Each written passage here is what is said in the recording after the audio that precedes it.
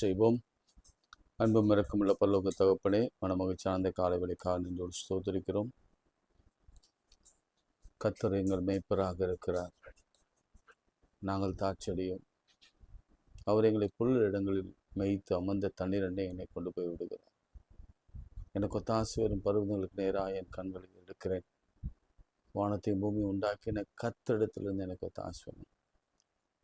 அவர் எங்களை விசாரிக்கிறவரானபடினால் எங்கள் கவலைகள் எல்லாவற்றையும் அவர் பார்த்துக் கொள்கிறார். வருத்தப்பட்டு பாரம் சுமக்கிறவர்கள் எல்லாரும் இடத்தில் வாருங்கள், நான் உங்களுக்கு இளைப்பாறுதல் தருவேன் சொன்னவர் இம்மட்டுமாய் இளைப்பாறுதலையும் சுகத்தையும் ஆரோக்கியத்தையும் பலனையும் ஜீவனையும் கொடுத்ததுக்காக ஸ்தோத்திரம். உன்னதமானவரின் மறைவில் இருக்கிறவன் சர்வ வல்லவரின் நிழலில் தங்குவான். என்னோட கூட சேர்ந்த ஆண்டவருக்கு நன்றி செலுத்துங்க. இதுதான் நாம் செய்கிற புத்தி உள்ள ஆராதனை. நன்றி சொல்லுங்க. கிடைத்தாலும் சரி, கிடைக்காமல் போனாலும் சரி, ஆண்டவர் பதில் கொடுத்தாலும் சரி, கொடுக்காமல் போனாலும் சரி, வாய்த்தாலும் சரி, வாய்க்காமல் போனாலும் சரி, ஐஸ்வர்வானும் ஆனாலும் சரி, தரித்திரன் ஆனாலும் சரி, ஆண்டவருக்கு நன்றி சொல்லுங்க. பிகாஸ் நாம் சுவாசிப்பது அவருடைய கிருபை, நாம் நிர்மூலமாக அமர்ந்திருப்பது அவருடைய கிருபை, நம்முடைய இருதயம், நுரையீரல், சிறுநீரகம், ஜீரண உறுப்புகளும் இயங்கிக் கொண்டிருப்பது அவருடைய கிருபை. ஆண்டவர் இந்த கிருபைக்காக நன்றி செலுத்துகிறோம். காலை தோறும் கிருபை பெரிதாக இருக்கிறது. காய்ஸ்தோத்திரம். ஆண்டவர் இந்த நாளிலும் கூட உடைய பாதத்திலிருந்து நாங்கள் துவங்குகிறோம்.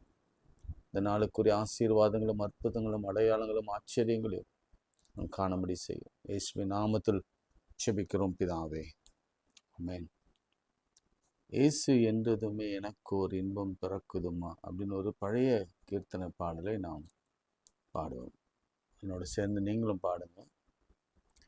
இயேசு என்றதுமே எனக்கோர் இன்பம் பிறக்குதம்மா, காசினில் இல்லவர் போலவரையும் கண்டதும் இல்லை அம்மா, காசினில் இல்லவர் போலவரையும் கண்டதும் இல்லை அம்மா,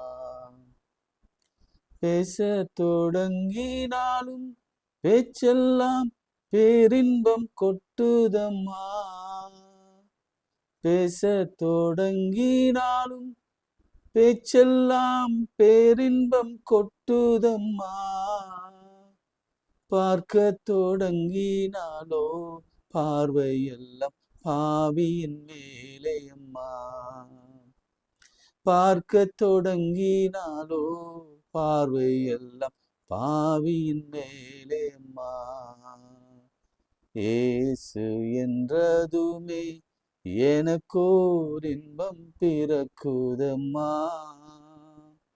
காசினில் இல்லவர் போலவரையும் கண்டதும் இல்லை அம்மா,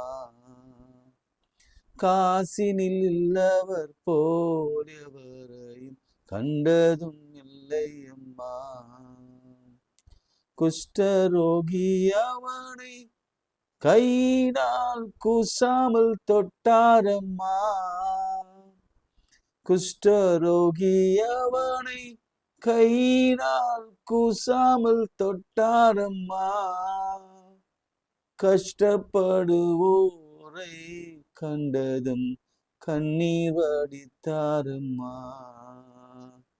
கஷ்டப்படுவோரை கண்டதும் கண்ணீர் வடித்தாரம்மா, இயேசு என்றதுமே எனக்கோர் இன்பம் பிறக்குதம்மா, காசினில் இல்லவர் போலவரை கண்டதும் இல்லை அம்மா, காசினில் இல்லவர் போலவரை கண்டதும் இல்லை அம்மா. கைகளை உயர்த்தி ஒரே நிமிடம்.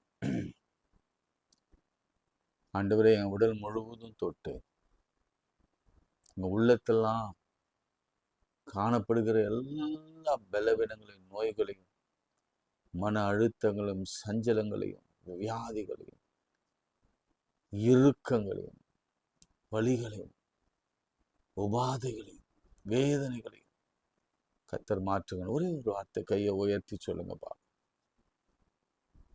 ஒரே தேங்க்யூ லார்ட். யாரெல்லாம் கையை உயர்த்தி தாழ்மையோட இந்த சமூகத்துல ஜெபிக்கிறாங்க, அவங்க கண்ணீரெல்லாம் பாருங்க ஆண்டவரே. இந்த கண்ணீரெல்லாம் துருத்தியில வைத்திருக்கிறேன்னு சொன்னவர். இப்போ எத்தனை பேர் கண்ணீரோடு இந்த காலை ஜெபத்துல கலந்து கொண்டு இருக்கிறாங்க. வேதனையின் நிமித்தம், விரக்தியின் நிமித்தம், தாமதங்கள் நிமித்தம், நிந்தை அவமானங்கள் நிமித்தம், வாதை வியாதி வறுமையின் நிமித்தம் எத்தனை கவலை, எத்தனை கண்ணீர், எத்தனை கஷ்டம், எத்தனை நுகங்கள், எத்தனை கட்டுகள். உதவி செய்யுங்கப்பா. இயேசு என்றதுமே எனக்கு ஒரு இன்பம் பிறக்குதம்மா. காசினில் உலகில் அவரை போல நான் கண்டது இல்லை அம்மா. உண்மை போல ஒருவரும் இல்லை ஆண்டவர். அந்த உன்னத தேவனிடத்துல நான் நம்பிக்கையோடு வருகிறோம்.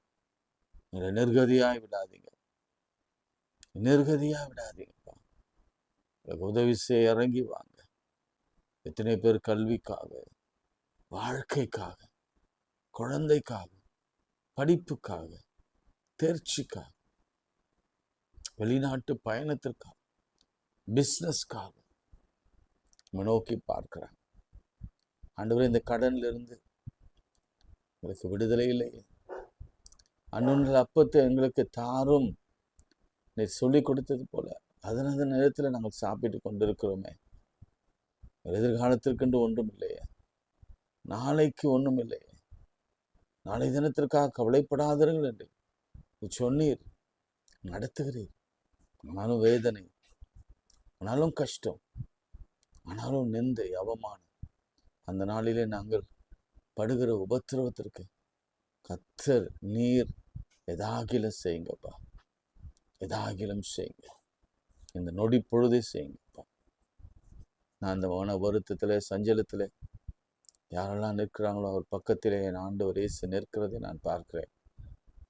கழுத்து வலி, சரும வியாதி, கட்டிகள், இனம் புரியாத கட்டிகள், இந்த உலகத்திலே காணப்படுகிற காய்ச்சல்கள், கேன்சர்கள், இது எல்லாவற்றுக்கும் ஒரே மருந்து என் ஆண்டவராகிய இயேசு மாத்திரமே நம்பில வந்திருக்கிறோம். பரிகாரி நீர் தானே என்று நான் நம்பி வந்திருக்கிறோம். நாங்கள் மருத்துவரை அல்ல, மருத்துவருக்கெல்லாம் மருத்துவராகிய என் ஆண்டவர் இயேசு கிறிஸ்துவை நோக்கி பார்க்கிறோம். என் கண்கள் பூத்து போயிருக்கிறது, என் கண்ணுங்கள் குழிவிழிந்து போயிருக்கிறது, என் நாவு மேல் நாவோடு ஒட்டி கொள்கிறது, எலும்பு நாரை போல நாங்கள் மாறி இருக்கோம். உதவி செய்யுங்க ஆண்டவரே. என் நாமத்தினாலே நீங்கள் எதை கேட்டாலும் அதை தருவேன் என்று சொன்னவர். சொல்லுங்க, இந்த வார்த்தையை சொல்லுங்க. என் நாமத்தினாலே, இயேசு சொன்னார், என் நாமத்தினாலே நீங்கள் எதையும் கேட்கல, இயேசுவின் நாமத்தில் கேளுங்க. இப்போ விசுவாசத்தோடு கேளுங்க பாப்பா. இயேசுவின் நாமத்தில் கேட்கிறோம், எங்களுக்கு இந்த அற்புதத்தை செய்யுங்க நல்ல பிதாவே, ஆமென். பிரியமானவர்களே, கொஞ்சம் தினங்களாகவே நாம் இந்த பாசிட்டிவிட்டி குறித்து நாம் பார்த்து கொண்டிருக்கிறோம். 26ஆம் வருட துவக்கத்திலே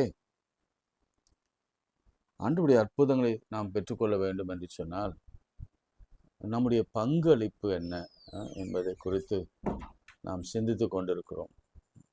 கர்த்தர் நடத்துகிறார், அநேகரை பார்க்க வைக்கிறார்.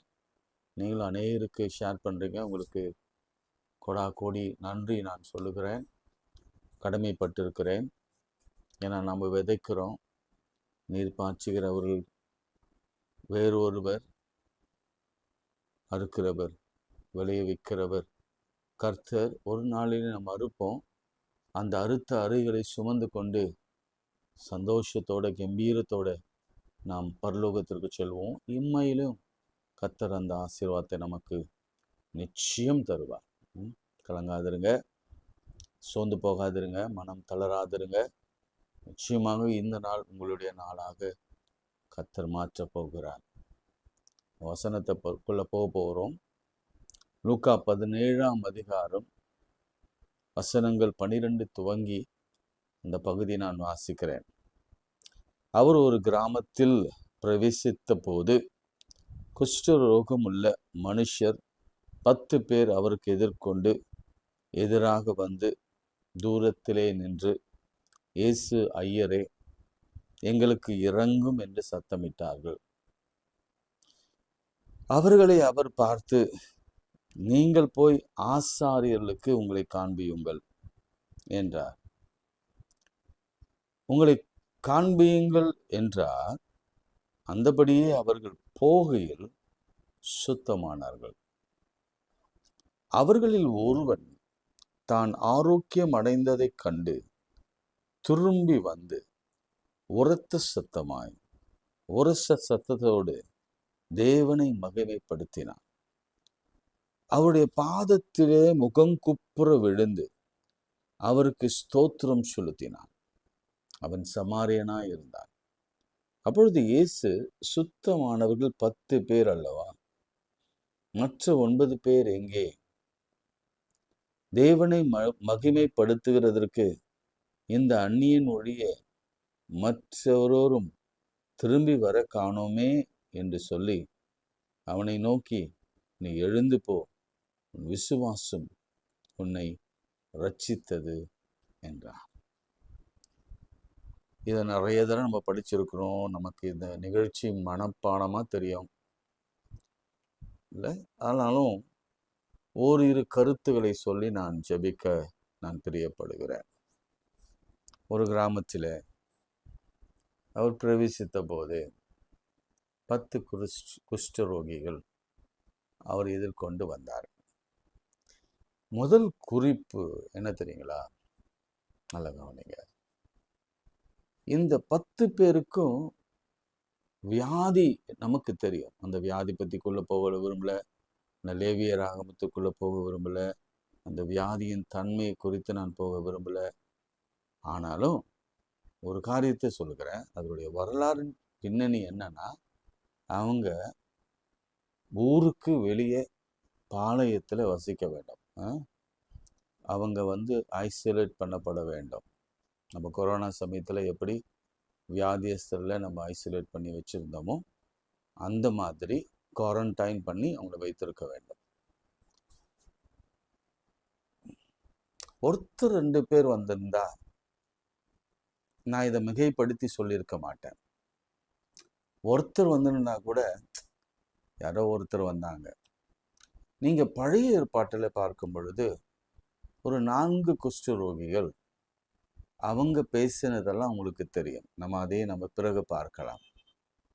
அவங்க அந்த பாளையத்தில் அவங்க கிடந்த அந்த புதையல்கள், பணம், சாப்பாடு, பொருட்கள் இதெல்லாம் பார்த்துட்டு அவங்க சொன்ன வார்த்தை உங்களுக்கு நினைவு இருக்கும். இந்த காலத்திலே நாம் மௌனமாக இருக்கக்கூடாது, நாம் இதை போய் ராஜாவினிடத்தில் அறிவிக்கலாம் என்று சொல்லி அவர்கள் போனதை நம்ம பார்க்கலாம். இங்க இந்த கம்யூனிட்டியில பாருங்க, ஒரு 10 பேர் ஒன்னா சேர்ந்து ஒரு டிசிஷன் எடுக்கிறாங்க. இன்னைக்கு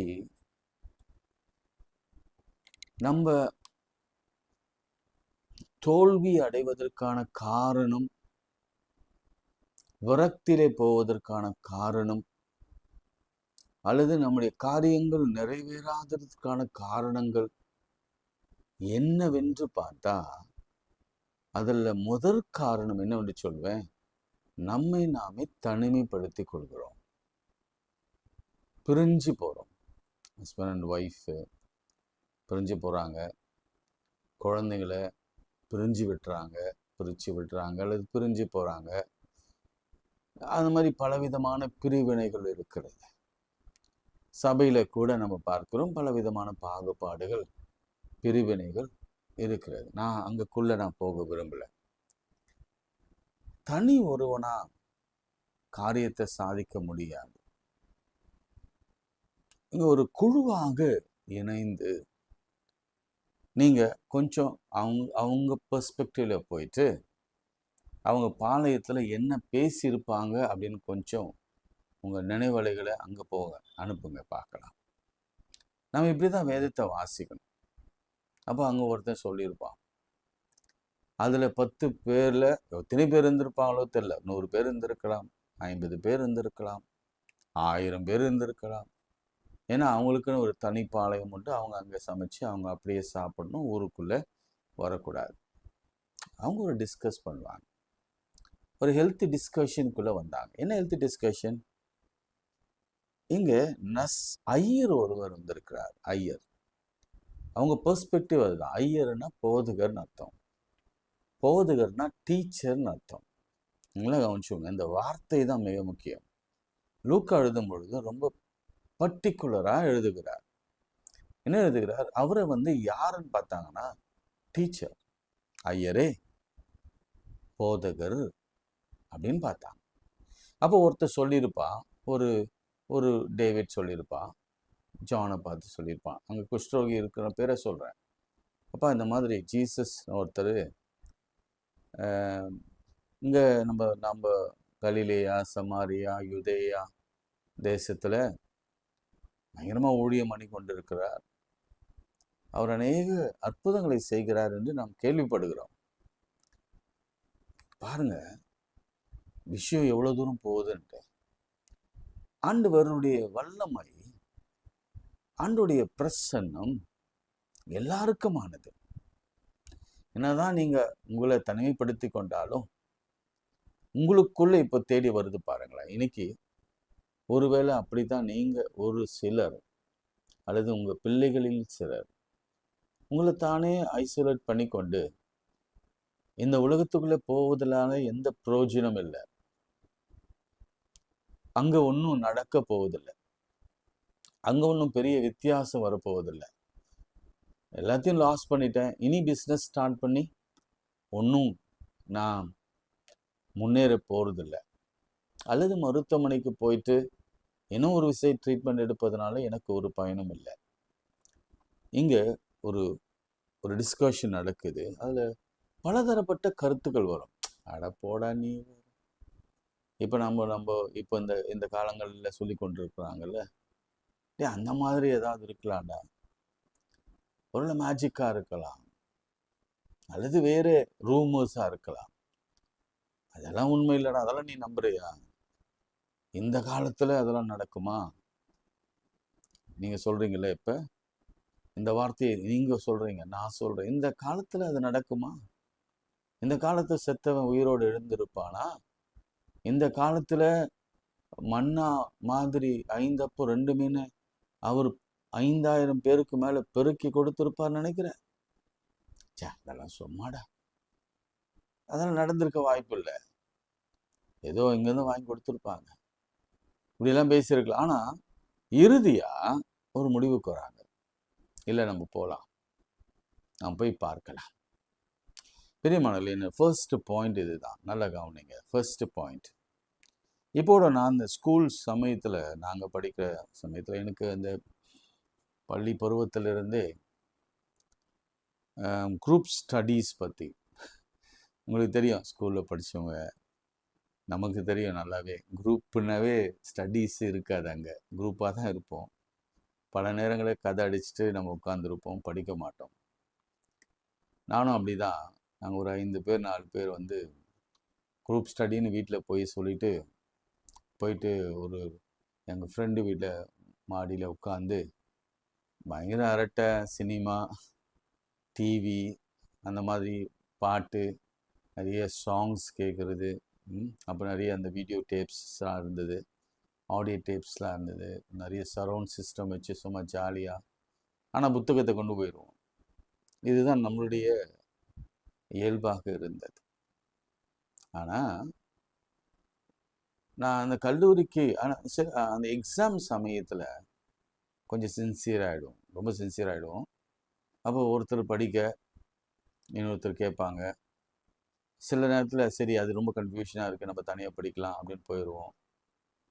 ஒரு வீட்டில் அங்கேயும் படிப்போம், வீட்லேயும் படிப்போம், அதிகாலையில் எழுந்து படிப்போம். சரி, அது ஒரு பக்கம். நான் கல்லூரியில் இறையியல் கல்லூரியில் படிக்கின்ற பொழுது நாங்கள் இப்போவும் ஒருவேளை எங்கள் நண்பர்கள் பார்த்தாங்கன்னா அவங்க சொல்லுவாங்க, ஒரு 5 பேர் இருந்தோம். 5 பேர் உட்காந்து ஒரு டெக்ஸ்ட் எடுப்போம், ஒரு ஒரு ஒரு போர்ஷன் எடுப்போம். அந்த ஒரு போர்ஷனில் முக்கியமான தலைப்புகளை பிரிப்போம். இது நான் ஒரு எக்ஸாமினேஷன் ப்ரிப்பேர் பண்ணுற பிள்ளைகளுக்காகவும் அல்லது என்ட்ரன்ஸ் எழுதுகிற பிள்ளைகளுக்காகவும் சின்னதான ஒரு ஆலோசனை என்று கூட வைத்துக்கொள்ளுங்களேன். அதை பிரிப்போம். அந்த டெக்ஸ்ட்டை பிரிச்சுட்டு அந்த அந்த போர்ஷனை பிரிச்சுட்டு 5 பேராகிராஃப் இருந்தால் 5 வேர்டு தான் ஞாபகம் வச்சுக்குவோம். ஃபார் எக்ஸாம்பிள், அந்த பேராகிராஃப் ஏல ஸ்டார்ட் பண்ணால் ஏ ஆப்பிள் ஞாபகம் வச்சுக்குவோம். நெக்ஸ்ட் பேராகிராஃப் வீல ஸ்டார்ட் பண்ணால் ஒரு பெண்ணை பேரையோ ஆண் பேரையோ அல்லது விக்டோரியா, ரைட், ஆப்பிள் விக்டோரியா எடுத்தால் அடுத்து ஏதோ ஒரு வேற ஒரு பேராகிராஃப் இன்னொன்றில் ஸ்டார்ட் ஆகுதுன்னு வச்சுக்கோங்களேன். ஃபார் எக்ஸாம்பிள் பின்னு வச்சுக்கோங்களேன். வேறு ஏதோ ஒரு பொட்டானிக்கல் நேமோட கூட வருதுன்னு வச்சுக்கோங்களேன். அதுக்கு ஒரு பேர் பாலா, டியில் வேற ஒரு பேர், அதுக்கு சம்பந்தமான பேர்கள். ஒரு 4 எழுத்துல ஒரு ஹோல் ஹெசேவை நாங்கள் மனசில் வச்சுப்போம். அந்த 5 பேரும் நல்ல மதிப்பெண் எடுத்து அப்போ பாஸ் பண்ணோம். நினைவிருக்கு. அப்போது ஆசிரியர்லாம் ஆச்சரியப்பட்டாங்க. நாங்கள் ரொம்ப விளையாட்டு பிள்ளைங்க. என் சக மாணவர்களோட, நீலாம் எப்பட்றா மார்க் எடுத்த அப்படின்னு ஆச்சரியப்படுகிற அளவுக்கு இதை ஏன் நான் சொல்கிறேன்னா, பாருங்க, நீங்கள் தனிமைப்படுத்தி கொண்டால் சோர்ந்து போவீங்க. நான் நிறைய வசனங்கள் உதாரணம் காட்ட முடியும். அதனால் அதெல்லாம் காட்டினேன்னா நீங்கள் சோர்ந்து போயிடுவீங்க. இப்போ நீதிமொழிகள் முழுவதும் அதுதான் இருக்குது. பிரசங்கி முழுவதும் அதுதான் இருக்குது. தனியாக இருக்காதீங்க, 2 பேராக இருந்தால் சூடு உண்டாகும் என்றெல்லாம் பைபிள் இருக்குது. 30 நூல் அறாது அப்படின்லாம் இருக்கும். நீங்கள் பைபிள் என்டையர் பைபிள் பார்த்தீங்கன்னா பேராக தான் இருப்பாங்க, குடும்பமாக தான் இருப்பாங்க, அல்லது இனமாக இருப்பாங்க, அல்லது மொழிவாரியாக சேர்ந்து தான் இருப்பாங்க. இயேசுவும் தனியாலாம் ஊழியத்தை பண்ணவே இல்லை. அவருக்குன்னு ஒரு 12 சீடர்கள் இருந்தாங்க. அப்புறம் இன்னர் சர்க்கிளில் இயேசு, பேதுரு, யோவான், யாக்கோபு, அந்த இன்னர் சர்க்கிள் இருக்கும், ஒரு அவுட்டர் சர்க்கிள் இருக்கும். பிரியமானவர்களே, நீங்கள் சக்ஸஸ்ஃபுல்லாக வரணும்னா, உங்கள் வாழ்க்கையை பாசிட்டிவாக மாற்றணும்னா, முதல்ல அந்த தனிமையிலிருந்து வெளியே வந்து நல்ல உங்களை போன்ற பாதிக்கப்பட்டு குஷ்டரோகி போல இல்லை, அப்போ குஷ்டரோகம்னு உங்களை சொல்ல அல்லது என்னையும் சொல்ல, அல்லது நம்ம பாதிக்கப்பட்ட மக்களோடு கூட நாம் ஒன்றிணைத்து கொள்ள வேண்டாம். ஒரு பாசிட்டிவான பீப்புளோடு கூட சேரணும், அவ்வளோதான், சிம்பிள். இந்த நெகட்டிவிட்டி பேசுகிற பிள்ளைகளோடு கூட நம்ம சேரக்கூடாது. நான் நினைக்கிறேன் ஒரு 50 பேர் இந்த டாக் இந்த அந்த அந்த அந்த பாளையத்தில் பேசியிருக்க வேண்டும், அல்லது 100 பேர் பேசியிருக்க வேண்டும், இருக்கலாம். ஆனால் 10 பேர் தான் ஒரு ஒத்துமையான ஒரு முடிவுக்கு வந்தாங்க. இல்லை, நம்ம போனால் சுகம் கிடைக்கும், ஹீலாக. பிரியமானவர்களே, பெற்றோர்கள் உங்கள் பிள்ளைகளுக்கு சொல்லுங்க, தயவு செய்து எழும்ப சொல்லுங்க, தனியாக மாத்திரம் இருக்க வைக்காதீங்க. அதே போல் வயது முதிர்ந்தவங்க, நீங்கள் தனிமையாகவே இருக்கவே பிரியப்படாதீங்க. ஐயா, நான் எப்படி இருக்க முடியும்? போங்க, சர்ச் போங்க, அங்கே பெரிய ஃபெலோஷிப்ஸ் இருக்குது. என்னுடைய ஊழியத்தில் இந்த எல்டர்ஸ் மினிஸ்ட்ரி, அப்புறம் இந்த விமென்ஸ் மினிஸ்ட்ரி, அந்த மென்ஸ் ஃபெலோஷிப், விமென்ஸ் ஃபெலோஷிப், இந்த மாதிரி ஃபெலோஷிப்ஸ்லாம் நிறைய இருக்கும். நான் அதை உங்களுக்கு சொல்கிற எல்டர்ஸ் சொல்கிற ஒரு காரியம் என்ன தெரியுங்களா? நீங்கள் வீட்டில் தனிமையாக இருந்தால் கூட உங்களுக்கு ஒத்த அந்த வயதுள்ளவர்களோடு கூட ஃபோனில் எப்பொழுதும் தொடர்பு வைத்துக்கொள்ளாங்க. நம்பரை ஒரு டைரியில் உங்கள் பைபிள் எழுதி வைங்க, இணைந்து ஜெபம் பண்ணுங்க, குடும்ப காரியங்களை பகிர்ந்து கொள்ளுங்க, ஷேர் பண்ணுங்க. உங்கள் லைஃப் எக்ஸ்டெண்ட் ஆகும். மை ஃபர்ஸ்ட் பாயிண்ட் இது. அந்த 10 பேருடைய ஒற்றுமையை, பாசிட்டிவ் அப்ரோச்சை என்னால் பார்க்க முடிகிறது. அதில் ஒருத்தன் கூட நெகட்டிவாக என்ன இருந்தான்னா நிச்சயமாக அங்க ஒரு ஹீலிங் நடந்திருக்காது. அவங்க சுகம் பெற்றிருக்கவே முடியாது. First point. ரெண்டாவது, அவங்க வந்து கூப்பிட்ட விதம்லாம் அவங்களுக்கு தெரியும். இயேசு ஐயரே எங்களுக்கு இறங்கும். இது ஒரு நல்ல ப்ரேயர். இது ஸ்மால் ப்ரேயர். ஒருவேளை கர்த்தருக்கு சித்தமானால் நம்ம ஏற்கனவே ஷார்ட்டஸ்ட் ப்ரேயர்ஸ் நம்ம பார்த்துருக்குறோம். இது ஒரு ஷார்ட்டஸ்ட் ப்ரேயர். இது ஆண்டவரே எங்களுக்கு இறங்கும். சிம்பிள். என்னன்னு சொல்லல. கவனிங்க, இத நல்ல கவனிங்க. இங்க என்னன்னு சொல்லல. என்னத்துக்கு இறங்கணும்? இப்ப நானா தான் கேட்பேன், ஐயா கொஞ்சம் இறங்குங்க ஐயா அப்படின்னு கேட்டா எதுக்கு இறங்கணும்? உன் பிரச்சனை தான் என்ன? ஏன்னா எனக்கு தெரியாதுல்ல, எனக்கு தெரியாது. ஆனா அவங்களுடைய விசுவாசம் என்னன்னா, மனுஷனுக்கு இது தெரியாது, ஆனால் கர்த்தருக்கு எல்லாம் தெரியும். அவங்க இறங்குங்க அப்படின்னு சொல்ற வார்த்தைய என் ஆண்டவர் சரியா புரிந்து கொண்டு, ஃபார் எக்ஸாம்பிள் நீங்க நம்ம சமகாலத்திலே குஷ்டரோகிகள் இல்லை. பொதுவாக ஒரு 20 வருடங்களுக்கு முன்பு நீங்க பார்க்கலாம், தொழுநோய் மினிஸ்ட்ரி நிறைய இருந்தது. தொழுநோயாளிகள் இருந்தாங்க, அதுக்கு மருந்து இல்லாமல் இருந்தது. நிறைய பேர் அதில் செத்து கொண்டுதாங்க. அன்னை தெரேசாலாம் அப்படி ஒரு மினிஸ்ட்ரி தான் ஆரம்பிச்சாங்க. விஷயம்ல நம்மளாம் அவங்கள பார்க்கும் பொழுது ரொம்ப ரொம்ப ரொம்ப ரொம்ப ரொம்ப வேதனைப்படுவோம். உடனே நம்முடைய எண்ணமெல்லாம் எங்க போவோம்னா, அவங்களுக்கு உதவி செய்வதை விட அவங்க வியாதி எதனால வந்தது, உங்களுக்கு தெரியும் எதனால வந்ததுன்னு தெரியும், அந்த கிருமியினால வந்தது. எனவே அவங்களுக்கு காசு போறது கூட இப்படி வச்சு ரொம்ப தூரமா நின்று அப்படி போடுவோம். அவங்க அந்த டப்பா வச்சிருப்பாங்க, கையில கூட கொடுக்க முடியாது. ஆனாலும் என் ஆண்டவரும் சரி, அன்னை தெரேசா போன்ற ஒரு பெரிய தொண்டர்கள்ல அவங்கள மாதிரி எத்தனையோ பேர் இருக்கிறாங்க. இப்போ நம்ம ஸ்டெயின்ஸ் அவரை மாதிரிங்களாம் இந்த நோயாளிகளை அவங்க தேற்றுகிற. இதில் நீங்கள் ரெண்டாவது விஷயம் புரிஞ்சு கொள்ள வேண்டிய விஷயம் என்னன்னா, நீங்கள் போய் எல்லாத்தையும் ஆண்டவரிடத்தில் உட்காந்து 1 மணி நேரம் புலம்ப வேண்டிய அவசியம் இல்லை. ஆண்டவரே இந்த வாசல் கூட்டல, ஆண்டவரே அந்த பாத்திரம் கழுவப்படல, ஆண்டவரே சோறு வடிக்கலை, இதெல்லாம் அவசியம் இல்லை. ஆண்டவரே காய்ச்சல் இருக்குது, ஐயோ உள்ளுக்குள்ள ஒரு வலி, ஐயோ அங்க ஒரு வலி, ஒரு குதிக்கால ஒரு வலி, இதெல்லாம் எக்ஸ்பிளைன் பண்ணணும்னு அவசியம் இல்லை. அதுக்காக சொல்லாம இருக்கணும்னு அவசியம் இல்லை. இது ஒரு மாதிரி, நீங்க புரிஞ்சுக்கோங்க. நிறைய மாதிரி இருக்கு பைபிள்ல. There are different types of example of asking and praying. இது ஒரு விதம் தான். பாருங்க, அவங்களுக்கு இருந்தது குஷ்டரோகம். ஆனா அவங்க வேண்டுதல் செய்தது, ஐயரே எங்களுக்கு இறங்கும்.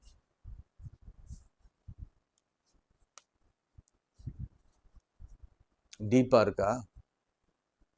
அதனால நீங்க இதுவரைக்கும் ஆண்டவரே நான் இப்படிதான் ஜெபம் பண்ணேன் அப்படின்னா நீங்க ஓகே தான், கரெக்ட் தான். ஏன்னா உள்ளந்திரங்களை ஆராய்ந்து பார்க்கிறவர். அதான் பைபிள் ரொம்ப தெளிவா சொல்லுது. நீ ரொம்ப புலம்ப வேண்டிய அவசியம் இல்லை, எல்லாம் அவருக்கு தெரியும். உங்க ஜெபம் எப்படி இருக்குதுன்னா, காற்றிலே சிலம்பு அடிக்கிற மாதிரி தான் சில நேரங்கள் இருக்கு. பயங்கரமா சுத்துறீங்க, நிறைய காத்து வருது, அதுல சிலம்பம்னா குச்சி சுத்துறது, ஆனா பிரயோஜனம் இல்லை.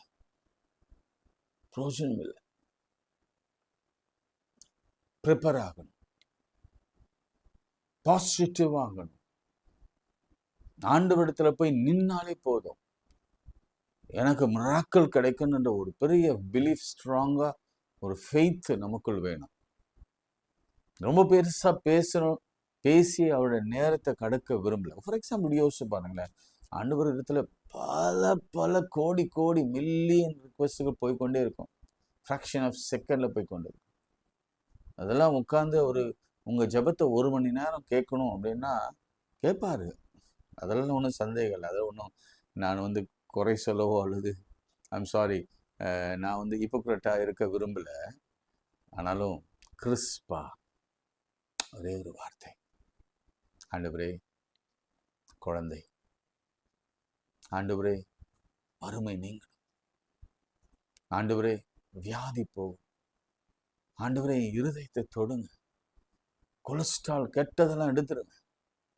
என் பிள்ளையுடைய சிந்தையில ஒரு சின்ன, அதாவது நல்ல ஸ்தோத்திரம் பண்ணிட்டு, நல்ல பாட்டு பாடிட்டு, நல்ல வேதம் வாசிட்டு, நல்ல முழங்கால், இதெல்லாமே முழங்கால் நின்று செய்யுங்க. வெறும் ஜெபம் மாத்திரம் முழங்கால் நின்று செய்யணும்னு அவசியம் இல்லை. பைபிள் கூட முழங்கால் நின்று வாசிக்கலாம், பாட்டு கூட முழங்கால் நின்று பாடலாம், தியானிக்கலாம். எல்லாம் செய்துட்டு ஒரே ஒரு வார்த்தை சொல்லிட்டு உட்கார்ந்துருங்க. எங்களுக்கு இறங்கும்பா, இறங்குங்க, இறங்குங்க.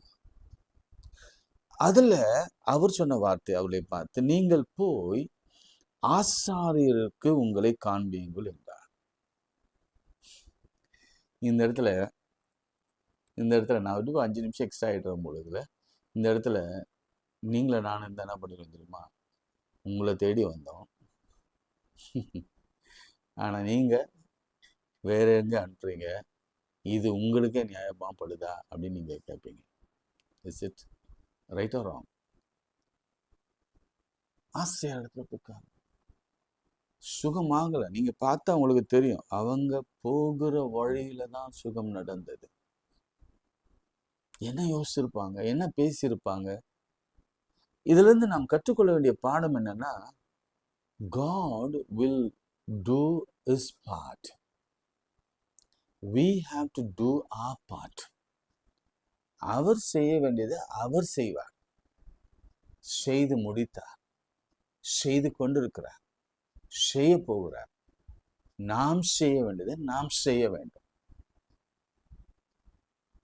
புரியுதுங்களா?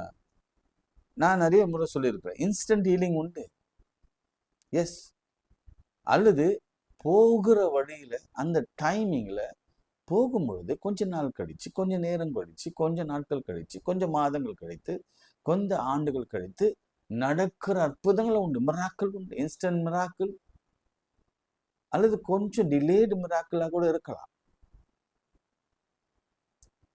சோ அதற்கு நாம விசுவாசத்தோட காத்திருக்க வேண்டும். இவங்க அந்த வசனம் சொல்கிறது, அந்தபடியே அவர்கள் போகையில் சுத்தமானார்கள். ஆச்சரியம் அதுதான். போய் காண்பிக்கிறதுக்கு முன்பாக இடையிலே அவர்கள் சுத்தமானார்கள். ஏசு நினைக்கிறார், அவங்க புறப்பட்டு போறாங்க, மிடில் ஒரு அற்புதம் நடக்குது, எல்லாருடைய சரீரங்களும் மாறுது, உருக்குலைந்த உறுப்புகள் எல்லாம் உருப்பெறுது, அவ்வளவு கிளீன் ஆகுறாங்க, சுத்தமாறாங்க. அவங்க நாட்டம் எடுத்த வாழ்க்கையெல்லாம் நறுமணம் வீச தொடங்குது, அவங்க வாழ்க்கையை மறுரூபமாகுது, டிரான்ஸ்ஃபார்ம் ஆகுது. அவங்க வாழ்க்கையில புது அத்தியாயத்தை அவங்க பார்க்குறாங்க. அவங்க பழைய வாழ்க்கையெல்லாம் போய் புதிய வாழ்க்கையை பார்க்குறாங்க, புதிய உடலை பார்க்குறாங்க, புதியவர்களாக மாறுறாங்க, புதிய மனது வருது, புதிய சிந்தை வருது. எவ்வளவு பெரிய சந்தோஷம்! அப்போ 9 பேர் அப்படியே போயிட்டான். நல்ல கவனிங்க, நான் கை வச்சு காட்டுற பாருங்க. 9 பேர் எங்க போயிட்டான்? இவனும் போனான். எங்க போனான்? ஆசாரியனிடத்துல போய் காண்பித்தான். காண்பித்து விட்டு இதுலதான் நாம எப்பொழுதும் தவறு செய்யும். நமக்கு ஏன் கண்டினியூவா மிராக்கள் நடக்கல தெரியுங்களா? நடந்தது. இதுக்கு முன்னாடி நீங்க நீங்க நினைச்சு பாருங்க, எத்தனையோ மிராக்களை ஆண்டவர் செய்திருக்கிறார். கண்டினியூ மிராக்கள் நடந்திருக்கு. ஆனா நம்ம என்ன செய்யறோம்னா, மிராக்கள் வாங்கிட்டு போயிட்டு நம்ம உலகத்துல நாம் போய் இருந்துட்டு திரும்ப ஆண்டவரிடத்துல வருவதே இல்லை. அப்போ திரும்ப ஒரு வியாதி வருதுன்னு வச்சுக்கோங்களேன், என்ன பண்ணுவீங்க? நாம என்ன பண்ணுவோம்? உலகத்துல போயிட்டோம், ஆண்டவரை மறந்துட்டோம், அவ்வளவுதான். சர்ச்சம் வந்தாச்சு, பைபிளும் வந்தாச்சு, ஜபத்தம் வந்தாச்சு, உபவாசத்தம் வந்தாச்சு, காணிக்கை கொடுக்கறதும் வந்தாச்சு, ஊழியம் பண்றதும் வந்தாச்சு. இப்ப திரும்ப கேன்சர் வருது, திரும்பவும் டிபி வருது, திரும்பவும் கட்டி வருது, திரும்பவும் பிரச்சனை வருது, குடும்பத்துல பிரிவு வருது, வறுமை வருது, குழந்தையின்மை வருது. அப்ப திரும்ப ஓடி வா. நன்றி கட்ட வாழ்க்கை இல்லை. அப்புறம் அவங்க பாருங்க, ஆண்டவரே கேட்கிறாரு. அவன் என்ன பண்ணான்னு பாருங்களேன், பாதத்தில் முகங்குப்புற விழுந்து அவருக்கு ஸ்தோத்திரம் செலுத்தினான். அவன் சமாரியனாக இருந்தான். அது பரவாயில்ல. அப்பொழுது இயேசு, சுத்தமானவர்கள் 10 பேர் அல்லவா, மற்ற 9 பேர் எங்கே? ரைட்டு. தேவனை மகிமைப்படுத்துகிறதுக்கு இந்த அந்நியனை தவிர வேற ஒருவரும் இல்லையா? ரைட்டு. அடுத்த விஷயம் பாருங்க, முக்கியமான விஷயம், 19ஆம் வசனம். அவனை நோக்கி, நீ எழுந்து போ. நம்ம நிறைய நாட்கள் இந்த எழுந்து போகிற வார்த்தையை பற்றி நம்ம பேசி பாரோம். நீ எழுந்து போ, உன் விசுவாசம் உன்னை ரட்சித்தது. டிஃபரன்ஸ் என்ன தெரியுங்களா? அவங்க சுத்தமானாங்க, கிளீன் ஆனாங்க. வசனம் அதென்ன சொல்லுது? அவர்கள் போகையிலே சுத்தமானார்கள். சுத்தமானாங்க. சுத்தமாகிறதுக்கும் விசுவாசம் உன்னை ரட்சிப்பதற்கும் வித்தியாசம் உண்டு. சுத்தமாவதற்கும் ரட்சிப்பதற்கும் வித்தியாசம் உண்டு. கிளீனிங்க்கும் இங்க ரிடம்ஷனுக்கும் வித்தியாசம் உண்டு. சுத்தமாயிட்டு நீ எப்படி வேணா இருக்க முடியும், ரைட்? ஆனால் எங்கே நம்ம போவ? உலகத்தில் இருக்கிற இந்த பக்கம் தான் சொல்லணும்ல. நீ க்ளீன் ஆகிட்டு உலகத்தில் இருக்கிற எப்படி வேணா வாழ்வ, ரொம்ப லக்ஸூரியஸாக நல்ல வாழ்க்கை, மனைவி, பிள்ளைகள், பணம், பதவி, அந்தஸ்து எல்லாம் கிடைக்கும். ஆனால் போகிற டெஸ்டினேஷன் என்ன தெரியுமா? நரகம். பட் இந்தவன் நடுவில் வந்து ஆண்டவரிடத்தில் வந்து இந்த சமாரியன் ரட்சிப்பின் அனுபவத்தை பெற்றுக்கொண்டு ஹெவனுக்கு போனான். ஹெவனுக்கு போகிறதுக்கு தான் முயற்சி பண்ணணும். அதுக்கு ஆண்டவருடைய பாதத்துக்கு திரும்ப திரும்ப வரணும். ஏதோ ஒரு நாள் இல்லை. அதனால தான் நம்ம தினந்தோறும் காலையில் ஒரு நன்றி ஜெபத்தை நம்ம எடுத்துக்கொண்டே இருக்கிறோம். நன்றியுள்ள இருதயத்தை ஆண்டவர் எதிர்பார்க்கிறார். இது கடமை அல்லது லா அல்லது புரோட்டோகால் அல்ல, இது மஸ்ட்.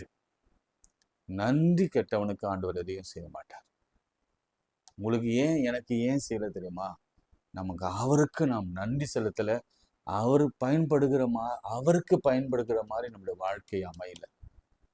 ஊழியத்தை செய்யல, வேதத்தை வாசிக்கல, ஆண்டவருக்கு கொடுக்கல, மிஷினரிகளை தாங்கல, எதையும் செய்யல. ஆனால் கேன்சர் குணமாகணும், எதையும் செய்யல. திருமணம் ஆகணும், எதையும் செய்யல. குழந்தை பிறக்கணும், எதையுமே செய்யல. வேலை கிடைச்சிடணும், எதையுமே செய்யல. வெளிநாட்டுக்கு போயிடணும். எப்படி கொடுப்பாரு? சோமண்டா. அன்புள்ள ஆண்டவரே, இந்த வேலைக்காய் ஸ்தோத்திரம். எங்களோடு கூட பேசி உம்முடைய உள் எண்ணத்தை எங்களை வெளிப்படுத்தின கிருபைக்காய் ஸ்தோத்திரம். இப்பொழுதும் கூட யாரெல்லாம் குத்தப்பட்டவர்களாய் வேதனையோடு, ஆமாண்டவரே, நான் அந்த நன்றி கட்ட 9 பேர் மாதிரி தான் இருக்கிறேன், இன்னைக்கு நான் திரும்ப வரேன்னு நினைக்கிறவங்களுக்கு இன்னைக்கு ரட்சிப்போட இந்த உலகத்தின் ஆசீர்வாதங்கள், சம்பத்துகள், சுகம், ஆரோக்கியம் எல்லாத்தையும் நிறைவாய்த்தாங்க. இன்னைக்கு ஒரு பெரிய அற்புதம் நடக்க போகிறது. I strongly believe. இன்னைக்கு ஒரு பெரிய மிராக்கிள் நடக்க போகிறது. இன்னைக்கு பாருங்களேன், நீங்க எண்ணிராத ஒரு பெரிய காரியத்தை என் ஆண்டவர் உங்களுக்கு வாழ்வில் செய்ய போகிறேன். செய்யுங்க ஆண்டவரை. இந்த காலை ஜெபத்தை ஆசீர்வதிங்க. தொடர்ந்து செய்ய என்ன உற்சாகப்படுத்துங்க. இயேசுவின் நாமத்தில் ஜெபிக்கிறோம் பிதாவே, ஆமென். நமது ஆண்டவராகிய இயேசு கிறிஸ்துவின் கிருபை, பிதாவாகிய தேவனுடைய அன்பு, பரிசுத்த ஆவியின் ஐக்கியம் நம் அனைவரோடும் மீண்டும் சதாக்கள் நிலைத்திருப்பதாக. ஆமென். God bless you. Have a blessed day.